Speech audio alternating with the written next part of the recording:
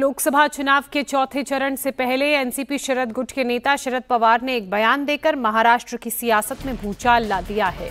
शरद पवार ने लोकसभा चुनाव के बाद के हालात की भविष्यवाणी कर दी। पवार ने कहा, अगले 2 सालों में कुछ प्रादेशिक पार्टियां कांग्रेस के नजदीक आएंगी, साथ ही कुछ पार्टियां तो कांग्रेस में विलय भी कर सकती हैं।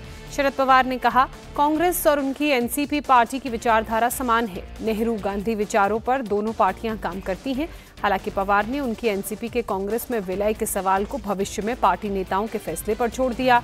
शरद पवार के इस बयान के बाद अब अटकलों का बाजार गर्म है कि क्या शरद पवार अपनी पार्टी को भविष्य में कांग्रेस में विलय कर सकते हैं। आइए आपको सुनवाते हैं शरद पवार ने क्या कहा।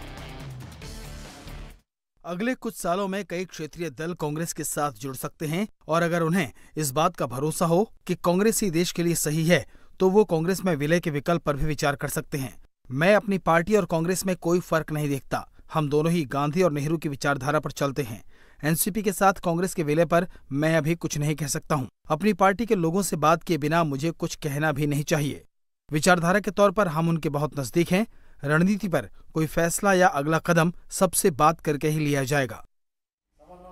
शरद पवार के इस बयान के बाद महाराष्ट्र की सियासत में कयासों का बाजार भी गर्म है। वहीं शरद पवार की बेटी सुप्रिया सुले ने एनसीपी के कांग्रेस में विलय को लेकर कहा कि हमारी विचारधारा एक है।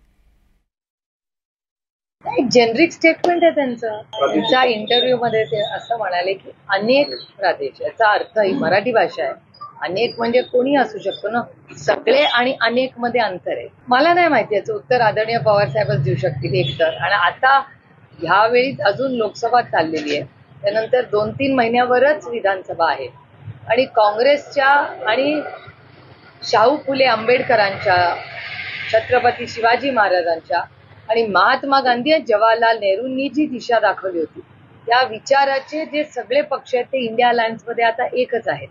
त्याच्यामुळे ते काम या देशाचं संविधान वाचवण्यासाठी आणि ही जी दडपशाही या देशात आज होते